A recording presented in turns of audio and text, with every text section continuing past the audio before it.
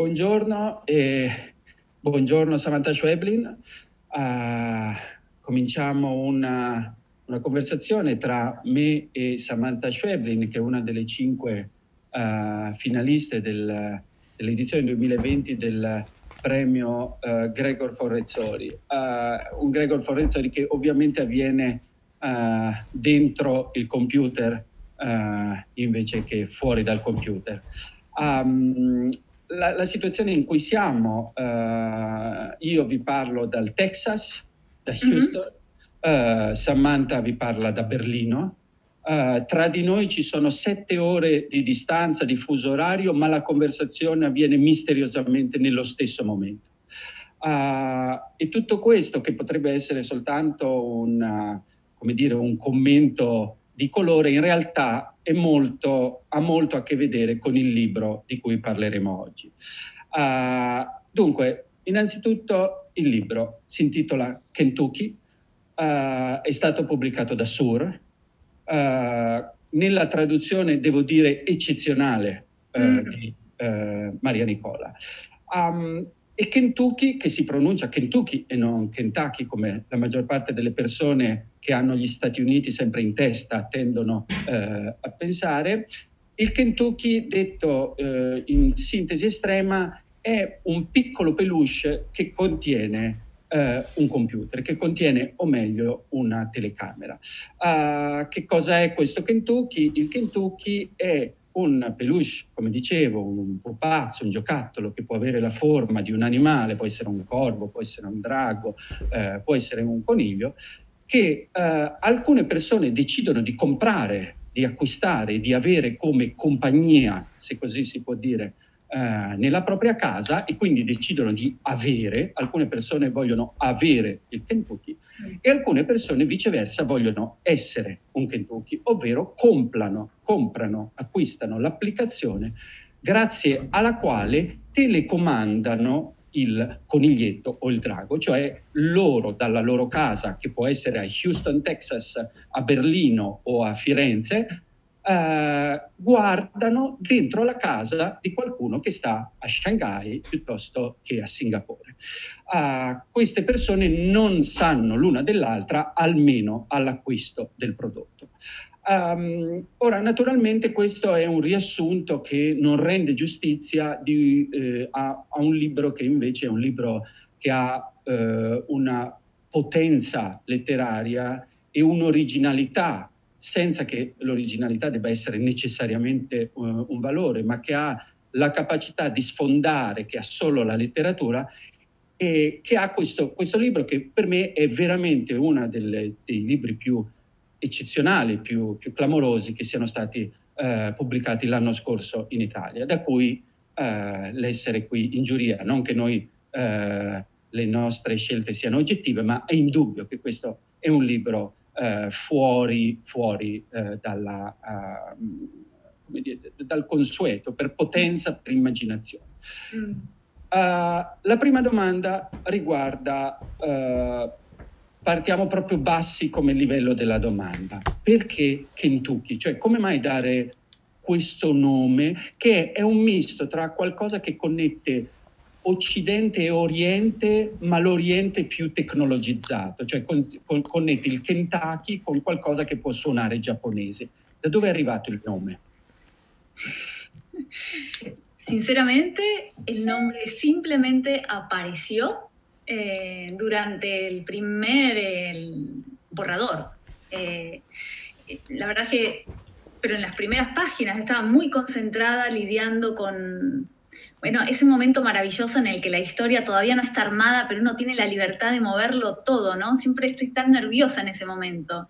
Y estaba pensando en la forma, en la estructura, en los personajes. No quería ponerme a lidiar con, ¿cómo se llama esto? Bueno, no importa, Kentucky, dije, y puse Kentucky, ¿no? Esa es la pura verdad. Y obviamente cuando me di cuenta que la cosa iba en serio, dije, bueno, vamos a elegir un nombre. Y entonces hice un listado de las cosas que yo quería que en mi nombre del Kentucky transmitiera, ¿no? Y pensaba, tiene que ser algo que suene a barato, a popular, a grasoso, ¿no?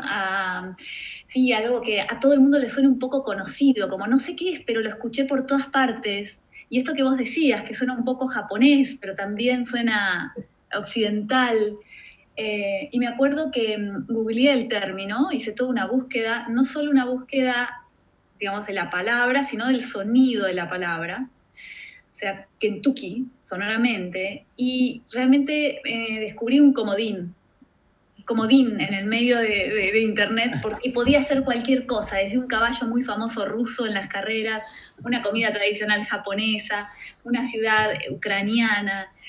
Y dije, es Kentucky, claramente, ¿no? Porque es todo eso para mí, el Kentucky. E peraltro funziona benissimo, e d'altra parte, come dire, è l'invenzione, e ci porta già dentro il tema del libro, di un prodotto. È un prodotto che deve essere venduto, che in questo caso è un doppio prodotto, perché un prodotto è un prodotto tecnologico, che è l'oggetto, il peluche, il coniglio, il drago, e l'altro prodotto è il libro. Quindi entrambe le cose hanno un nome, per così dire, interessante.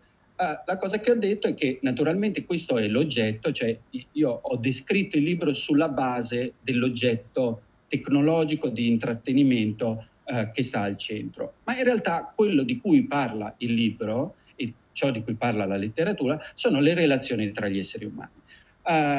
Naturalmente questo significa, se noi anche venissimo a conoscenza di un oggetto del genere, cominceremo a pensare a che cosa significa. Significa che di colpo abbiamo qualcosa dentro casa che ci compriamo, che ha delle orecchie come un coniglio o che ha il muso di un corvo, a cui magari poi a un certo punto il naso viene anche tolto, e che all'inizio pensiamo che sia soltanto qualcuno che ci farà compagnia, e poi di colpo ci rendiamo conto, perché questo è l'oggetto, che dentro quel corvo ha degli occhi, e che quel corvo ha degli occhi, e che c'è qualcuno da qualche altra parte del mondo che dunque ci sta guardando.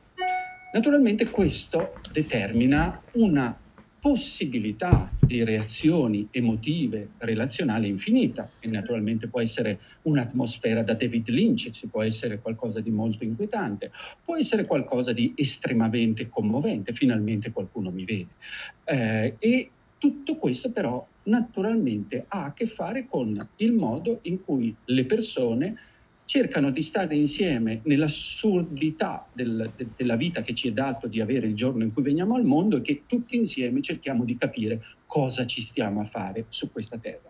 In fondo il Kentucky viene lì a mettere il punto di domanda. Cosa facciamo qui? Ora, la domanda ha a che fare con la tecnologia. Cioè, questo è un libro, ancora parto secondo livello, che è ancora lontano dalla letteratura, o sembrerebbe lontano dalla letteratura, è che questo è un libro che ha a che fare con la tecnologia, ed è in qualche modo strano e interessante, perché tutti parlano di tecnologia, ma è come se nei romanzi la tecnologia non bisognasse toccarla, come se fosse una roba di cui si può occupare solo Philip K. Dick o Asimov o qualcun altro, ma non la letteratura che noi chiamiamo erróneamente mainstream. Claro.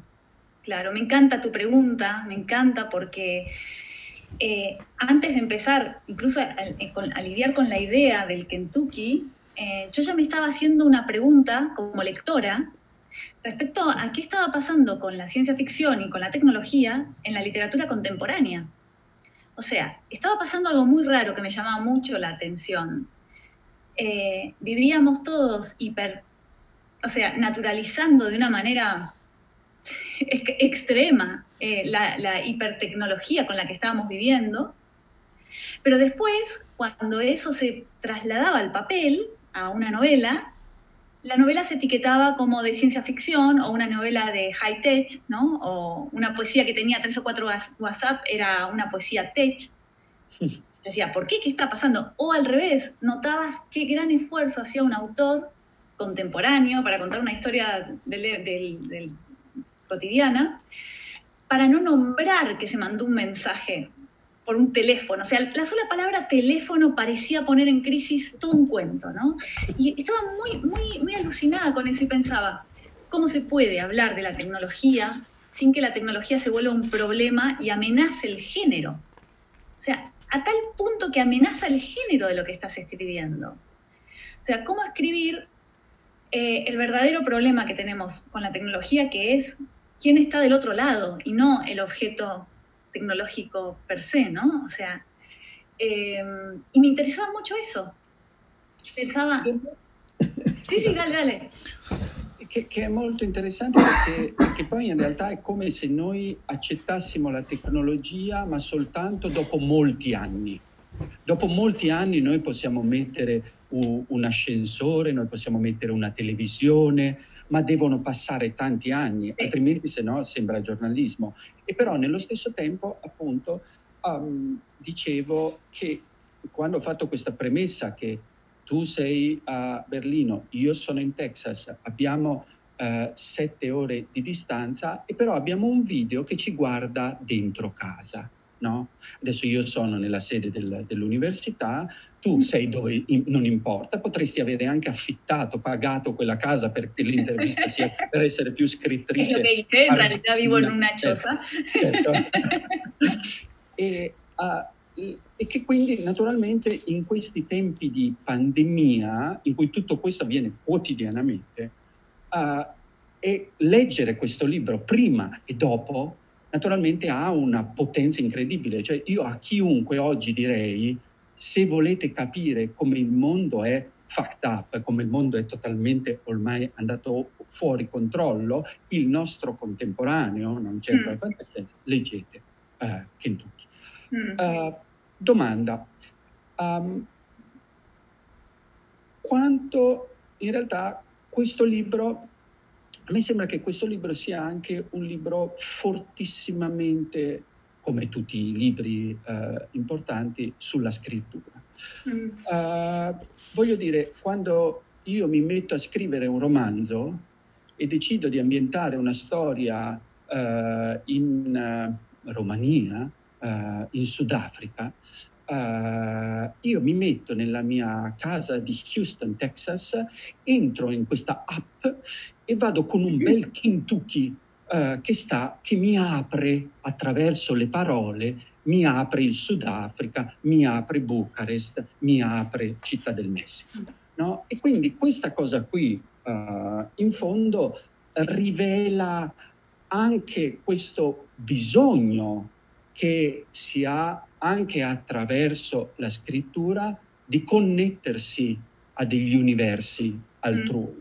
Questo era un pensiero che era presente nella tua scrittura oppure è un pensiero che si può fare a posteriori soltanto leggendo il libro? Perché nel tuo libro ci sono anche degli artisti, in particolare c'è un artista visivo che non fa una bellissima figura in questo libro.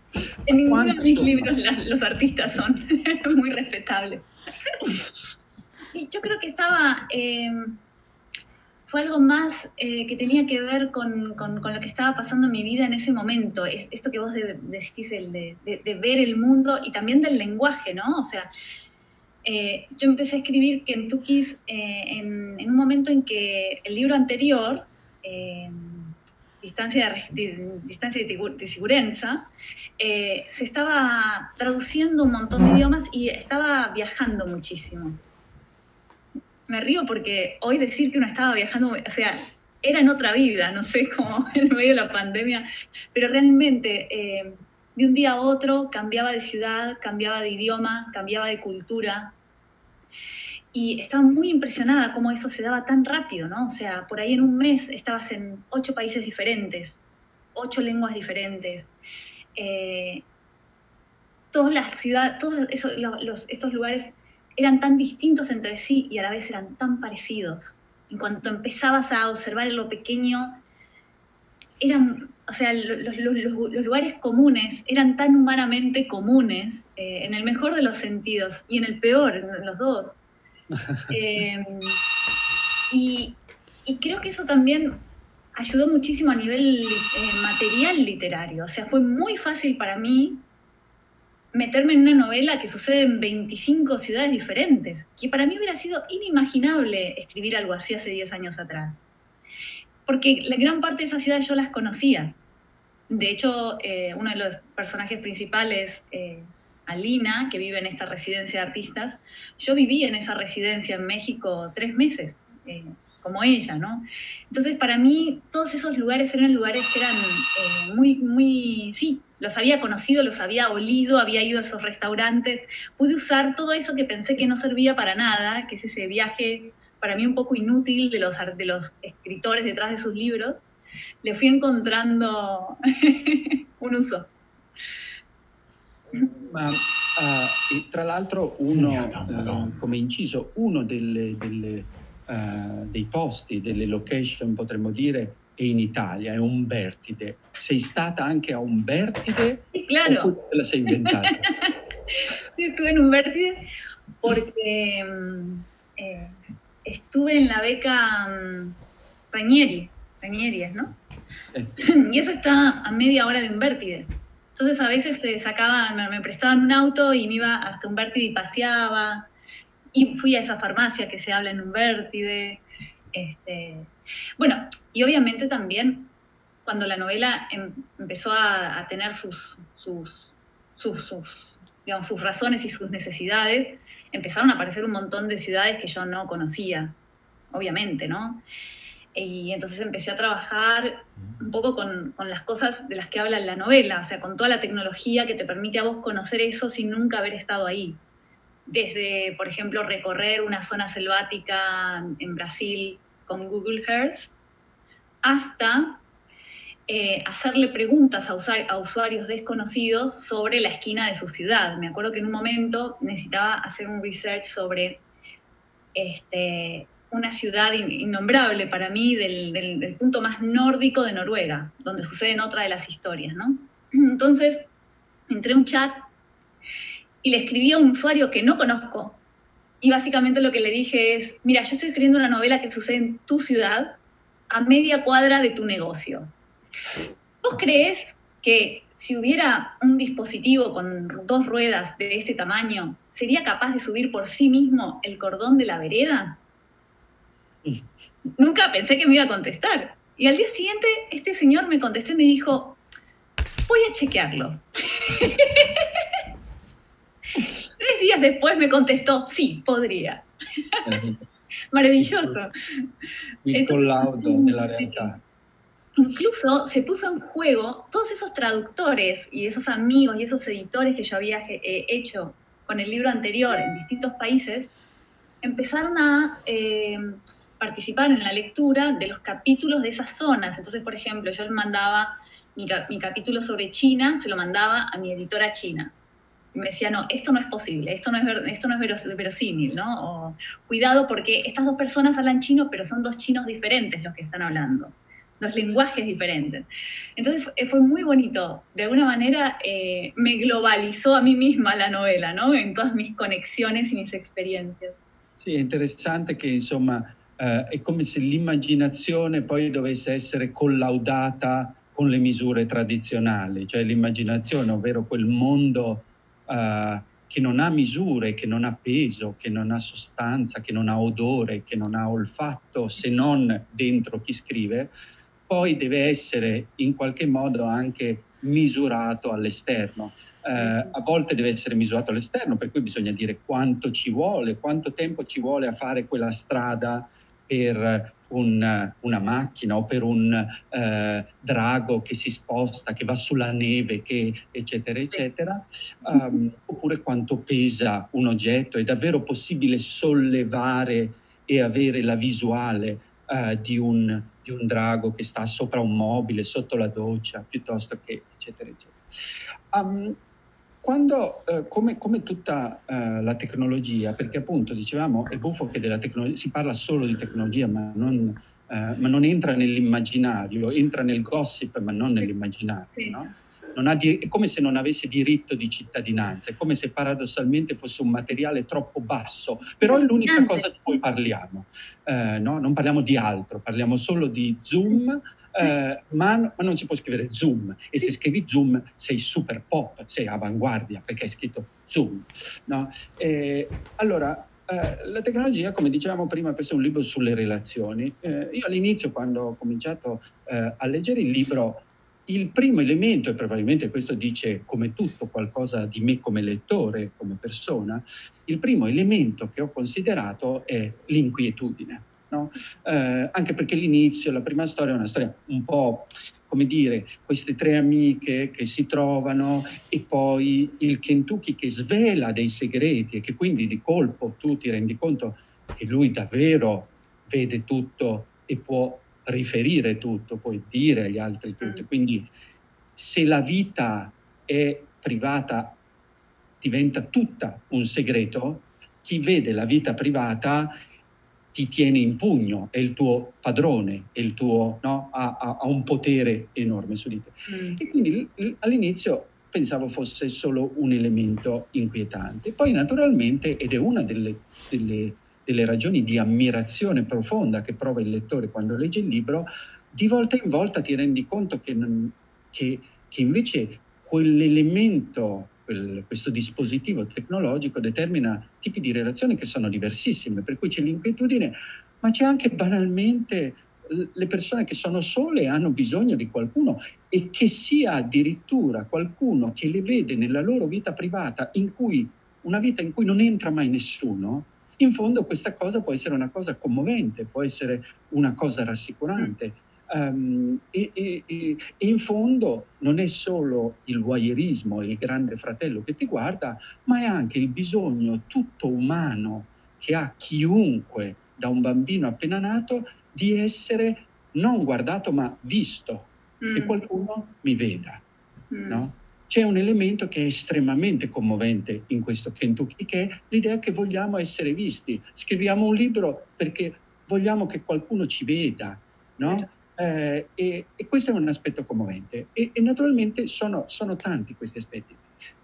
La domanda è: tu avevi chiare tutte le potenzialità che questo dispositivo, il Kentucky, avrebbe svelato nella relazione dei personaggi, o le hai scoperte scrivendo, storia dopo storia? No, la fui descubriendo. Obviamente entendí el potencial del dispositivo y por eso fui al lugar al que fui, pero creo que terminó siendo aún más interesante de lo que yo pensaba. Muy, muy, muy, muy, muy interesante, ¿no? Incluso tramposo, porque creo que muy rápidamente me di cuenta que estaba, o no tan rápidamente, a mitad de la escritura me di cuenta que en realidad era tan atractivo el dispositivo, el tipo de conexiones que generaba y el... Bueno, eso después te comento. O sea, lo que me pasó es que en algún punto tenía demasiadas historias, mucho más de las que la novela realmente necesitaba. Porque finalmente la novela, más allá de sus historias, habla de algo puntual, dice algo puntual. No habla de cualquier cosa. O sea, hay una línea, digamos, hay un decir de la novela de punta a punta muy funcional. Entonces, rápidamente entendí que había un montón de historias que serían muy bonitas, o muy terribles, o muy atractivas, pero no eran necesarias. Finalmente, esta novela no es más que el fracaso de un dispositivo. Cómo entra en la sociedad, por qué es tan atractivo, por qué explota en el mejor de los sentidos y por qué fracasa. Nada más. Entonces, cuando entendí esto también hice todo un trabajo para sacar historias de encima, la mayor cantidad posible. O sea, cómo cuento esto con la menor cantidad de historias posible, ¿no? O sea, quería que fuera muy, muy, muy limpio en ese sentido. Infatti, in effetti tu avresti potuto, hai fatto una scelta molto chiara, cioè tu avresti potuto fare un catalogo di microstorie, e ognuna di queste storie poteva essere un romanzo, emblematiche di come un dispositivo tecnologico può cambiare una relazione. E all'inizio uno pensa che sarà così. Leggendo il romanzo all'inizio pensi, e ne sei assolutamente sedotto comunque, cioè pensi, perché ogni volta dici no, questo non ci avevo pensato. È quella forma di ammirazione che provoca, ti dà il bisogno di andare avanti. In un libro, in una relazione, senza ammirazione non credo si vada da nessuna parte. E quindi quando leggi dici no, anche cioè non l'avevo pensato queste cose. Tu avresti potuto fare un catalogo di queste storie, invece però hai deciso che queste storie erano un romanzo, cioè hai deciso che queste storie sarebbero state delle storie costruite dentro una trama, dentro un plot, potremmo dire, e che quindi avresti accettato la sfida del romanzo in senso, non direi tradizionale, ma in senso più stretto. La domanda è: hai mai pensato di fare un catalogo, nel senso di non connettere le storie tra di loro, oppure era chiaro dall'inizio che invece volevi che le storie avessero uno sviluppo in tutto l'arco del libro? Para mí eran claro, o sea, para mí sí era claro que no iban a estar conectadas en el sentido más práctico del sentido, es decir, personaje con personaje no se iban a cruzar. En ese sentido no están conectadas, pero sí también era claro que cada historia te permite construir la que sigue. Es decir, si nosotros empezamos esta novela con el capítulo 4, no entendemos nada, porque hay un saber en el lector de cómo funciona el Kentucky, de cuáles son los límites, cuáles son los peligros, qué se puede y qué no se puede hacer, que se va construyendo capítulo a capítulo y qué es necesario para ir avanzando en la complejidad de la historia siguiente, ¿no? Entonces, si bien no están conectados entre sí, el orden es muy necesario porque historia tras historia sí hay una historia más general, digamos, que se va contando. En ese sentido, no es un libro de cuentos, es una novela, ¿no? Y sí estuvo desde el principio, o sea, desde mi primer borrador, sí era claro para mí que era una historia que necesitaba contarse desde muchos personajes. Porque esta no es una historia de un personaje con un dispositivo, es una historia de personas conectadas a través de un dispositivo, ¿no? Y es una historia del fracaso no de un dispositivo, sino del fracaso de todos esos dispositivos, que es el fracaso que tiene que ver con la manera en la que nos comunicamos o descomunicamos, y el problema de nuestros juicios de valores, el problema de cómo pensamos que piensa el otro cuando no hay lenguaje ni cuerpo en el medio, y todo este ruido que traen las tecnologías, ¿no?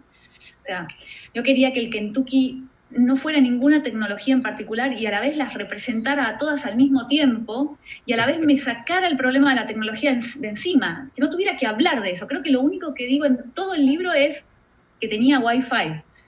Creo que eso es lo más tecnológico que digo, ¿no? Certo. Y quería también que, digamos, qué ingenuo, ¿no? Mira, vos fíjate, cómo ya cambió el mundo, porque yo decía, ¿cómo puedo hablar de la tecnología en un libro que, si se lee en 20 años, siga funcionando? O sea, que eso que simbólicamente es lo tecnológico siga ocupando el mismo espacio, ¿no? Y a solo 2 meses ya no se puede, ya no funciona de esa manera porque el mundo cambió tanto que ni siquiera. Sí. Aunque lo sigue reflejando. Creo que es una novela que tiene mucho que ver con la pandemia, ¿no? Pero ya eso, incluso eso ha cambiato. Sì, ed è interessante perché da un lato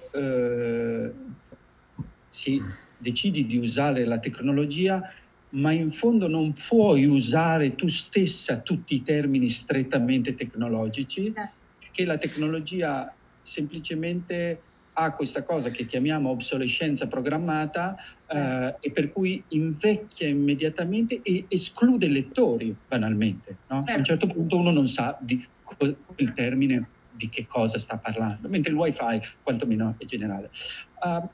Nella connessione, purtroppo non abbiamo più moltissimo tempo e sarebbero tantissime le domande, ma nella connessione tra le storie, no? Ogni storia è una connessione di storie, perché c'è uno che è un Kentucky, questo è un libro su essere e avere, c'è un libro anche filosoficamente molto, come dire, evidente.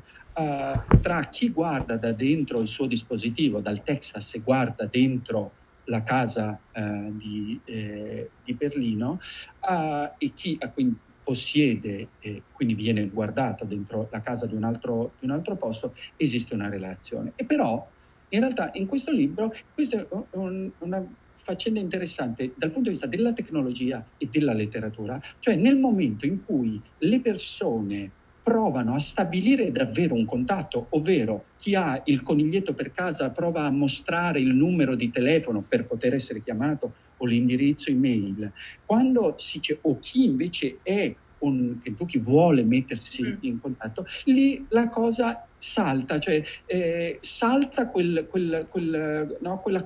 implicito che è l'accordo implicito tra due persone che hanno accettato un patto di finzione. No?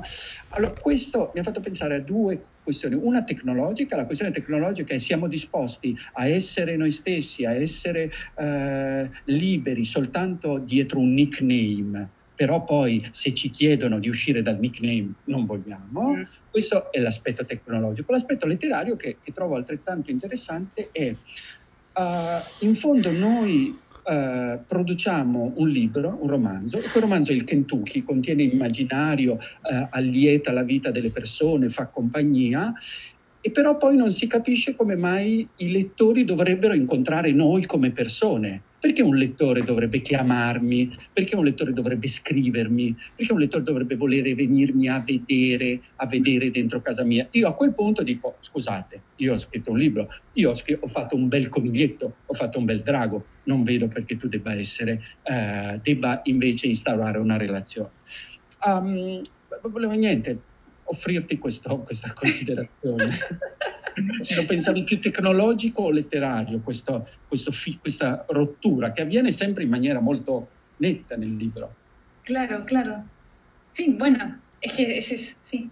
Y otra cosa también que tiene es pensando en esto de la tecnología y la literatura, es el tema del voyerismo, que también funciona como lector y también no funciona en el espacio de lo tecnológico, digamos, todo el voyerismo y el deseo que carga también la novela, ¿no? De ver, el deseo de ver. Me parece que hay algo también en el ver desde el anonimato, o sea, cuando vos estás viendo a alguien y esa persona te mira, hay una postura, o sea, uno, exacto, o sea, uno elige cómo quiere ser mirado y en esa elección quizá no es todo lo auténtico que uno es realmente cuando está solo. Pero si vos espías a alguien que está solo, tenés la sensación de que hay una verdad en eso que estás mirando, muy fascinante, o sea, una verdad que te interesa porque tiene que ver con tu verdad. Vos decís, soy así, o sea, hago eso, pienso eso soy cuando nadie me ve, digamos, eso es ver al otro en su desnudez.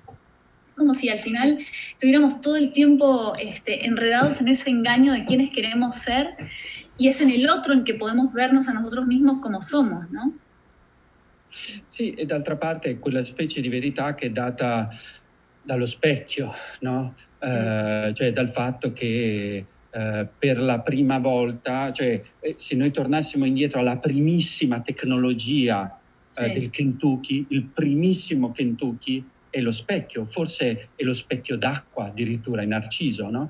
Cioè la primissima tecnologia è la volta in cui ti vedi allo specchio e dici, e quindi chi è dentro lo specchio sei tu, ma chi guarda è un altro, e dici, oddio, ma io sono davvero così? E allora, no, ti metti tutto, no? E questa cosa qui è in fondo è il meccanismo, è per questo che è un libro molto affascinante, perché è un libro in fondo anche archetipico, cioè è un libro che parla delle origini del vedersi, dell'essere visto e di come non esista storia possibile senza qualcuno che guarda e qualcuno che è visto, qualcuno che racconta e qualcuno che ascolta. La vita è come se dicesse questo libro avrebbe veramente poco senso se non ci fosse qualcuno che la vedesse succedere, no?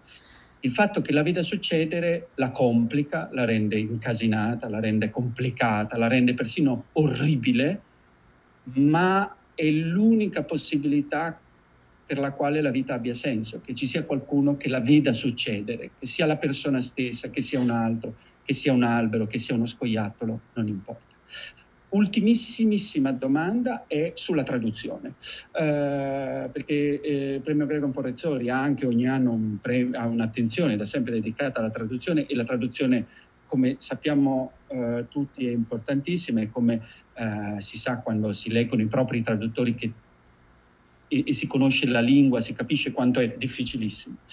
Hai avuto qualche tipo di, come dire, hai lavorato insieme, in questo caso specifico, con Maria Nicola, di cui, ripeto, la traduzione è veramente eccezionale. Avete lavorato insieme? No? ¿En qué modo? No, el trabajo es pura y exclusivamente de María Nicola. Yo no me metí ahí, confié 100% en ella. Pero sí, Nicola, María me mandó muchas veces cuestionarios con preguntas, con dudas.